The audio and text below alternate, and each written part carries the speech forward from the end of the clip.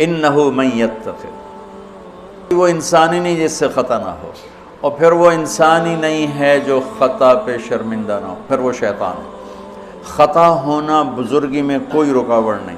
صحابہ کی خطاؤں کو اللہ نے قرآن میں ذکر کیا، صحابہ سے ہر بڑے سے بڑی خطا ہوئی، اس میں ایک پیغام تھا کہ اتنے بڑے مقام والے سے بھی خطا ہو سکتی ہے اور اللہ کے تعلق میں کوئی کمی نہیں آ سکتی۔ توبہ۔ ماعز اسلمی کو پتھر پڑ رہے تھے جب وہ حد لگ رہی تھی، تو دو آدمی آپس میں باتیں کر رہے تھے، دیکھو اچھا بھلا اس پر پردہ ڈال دیا تھا اللہ کے نبی نے، یہ خود ہی اپنے آپ کو ذلیل کر کے آ گیا۔ تو جب وہ ان کا انتقال ہو گیا اور وہاں سے واپس ہوئے تو راستے میں ایک گدھا مرا پڑا تھا، تو آپ نے کہا ان دو آدمیوں کو بلاؤ، وہ دونوں آ گئے۔ آپ نے فرمایا اس کا بیٹھ کے گوشت کھاؤ۔ یا رسول اللہ، یہ آپ کیا فرما رہے ہیں؟ ناپاک، حرام، مردار۔ کہ ابھی جو تم نے ماعز کا گوشت کھایا اس سے زیادہ ناپاک تم نے کھایا۔ کہ تم اس کی غیبت کر رہے، اور میں محمد مصطفیٰ اللہ کی قسم کھا کے کہتا ہوں میں اسے دیکھ رہا ہوں جنت کی نہروں میں نہاتا پھر رہا ہوں۔ گناہ ہونا انسانی اللہ اور بندے کے تعلق میں رکاوٹ تب بنتا ہے جب اصرار ہو، کرتا ہی جائے کرتا ہی جائے۔ اس لیے کبھی کسی کے گناہ پر اس کو حقیر نہ سمجھو۔ ہاتھ جوڑتا ہوں، کسی کو حقیر، کسی سے نفرت نہ، اپنی نیکی کے تکبر سے بچو۔ اللہ کی قسم، نیکی کا تکبر پیسے کے تکبر سے بھی زیادہ خوفناک ہے۔ ہم ایسے، ہم ایسے، تم ایسے، تم ایسے۔ اور امرأہ غامدیہ رضی اللہ تعالیٰ عنہا سے برائی ہو گئی، حاملہ ہو گئیں، اور ان پر قربان جائیں۔ سبحان اللہ کے نبی کے پاس آئیں، میں ماعز کی طرح نہیں ہوں کہ آپ کہیں جا تو نے کوئی نہیں کیا، میں حاملہ ہوں زنا سے، مجھے پاک کریں۔ تو آپ نے فرمایا، آپ نے اس کو ٹالنے کے لیے کہ جا پہلے بچہ پیدا کر پھر اس کے بعد دیکھا جائے گا، کہ 9 مہینے گزریں گے آپ ہی بھول جائے گی۔ وہ 9 مہینے بعد پھر آ گئی کہ مجھ سے گناہ ہوا ہے، یہ میرا بچہ پیدا ہو گیا ہے، اب مجھے پاک کریں۔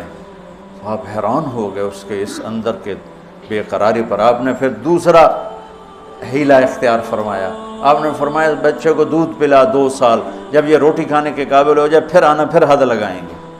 2 سال اس نے دودھ پلایا، اور ایک دن چشم فلک نے دیکھا کہ ایک عورت بچے کو انگلی سے پکڑ کے لا رہی ہے، اور اس بچے کے دوسرے ہاتھ میں روٹی ہے اور وہ کھا رہا ہے، اور آ کر کہتی ہے یا رسول اللہ یہ روٹی کھا رہا، طہرنی، مجھے پاک کیجیے۔ میرے نبی کے بھی آنسو نکل آئے۔ تو آپ نے فرمایا اس بچے کو کون اپنا بیٹا بناتا ہے، میں ضمانت دیتا ہوں جنت میں وہ میرا ساتھی ہوگا۔ تو ایک انصاری صحابی نے اٹھ کر کہا یا رسول اللہ میں اس کو اپنا بیٹا بناتا ہوں۔ اتنی بڑی بڑی ہستیوں سے گناہ ہو جاتے ہیں، لیکن ہم کہتے ہیں یا موسیٰ یا فرعون۔ وہ جو ایک احمقانہ شعر ہے، دورنگی چھوڑ دے یا کرنگ ہو جا، سراسر موم ہو یا سنگ ہو، یا کسی بیوقوف شاعر نے یہ شعر کہا۔ تو ان پر حد لگی تو خون کا کہ چھینٹے حضرت خالد پر جا کے پڑے، تو انہوں نے کوئی 2-4 لفظ سخت کہہ دیا۔ آپ نے فرمایا خالد ایسا مت کہو، اس بچی نے وہ توبہ کی ہے پورے مدینے پہ تقسیم کروں سب کی بخشش ہو جائے۔ انہو من یتق، بڑے سے بڑے سے بھی ہو جاتا ہے۔ سارعوا الی مغفرۃ من ربکم وجنۃ عرضها السماوات والارض اعدت، بولو للمتقین۔ ٹھیک، کون ہیں؟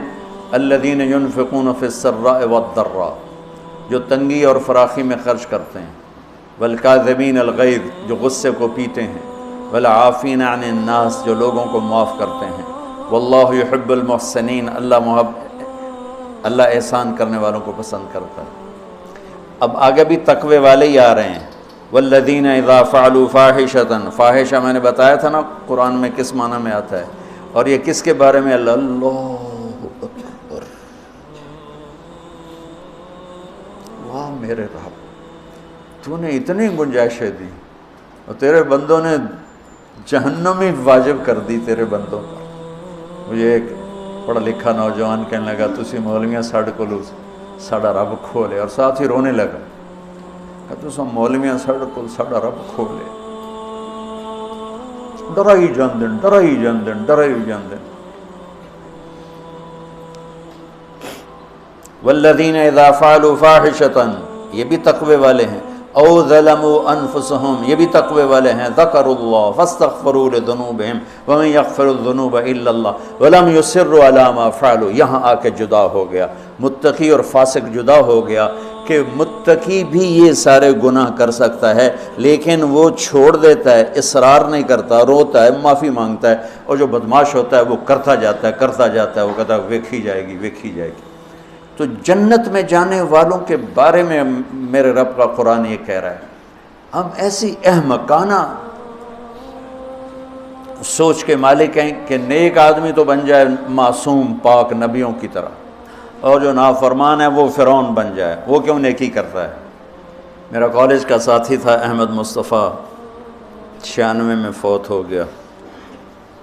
اس کا چلہ لگا تو سارے عیب چھوٹ گئے، صرف شراب رہ گئی تھی، تو وہ نشے میں اس کے دوستوں نے اس کو گھر کے دروازے کے سامنے اتارا تو وہ دروازے پر ہی گر کے پڑا ہوا تھا۔ تو پولیس کی گزری وین تو انہوں نے اٹھا کے ڈالا اور چوکی لے گئے۔ صبح اس کی آنکھ کھلی تو روشنی ہو رہی تھی، تو اس نے سپاہی بھی جانتے تھے، اچھا بڑے آدمی کا بیٹا تھا، خود بھی کافی مشہور تھا، تو اس نے کہا یار جلدی جلدی مصلی لوٹا لاؤ، میں نے نماز پڑھنی۔ تو کہنے لگا راتی کی کر دے رہے ہو؟ تو کہنے لگا اس واسطے تو نماز پڑھن لگا کہ منہ کالا کیتا ہے دھو بھی لواں۔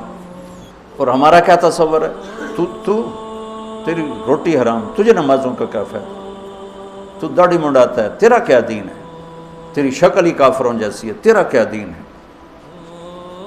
ہمارے دیندار طبقے نے بے دینی کو پروموٹ کیا ہے نفرت کر کے۔ دین تو سراپا محبت سراپا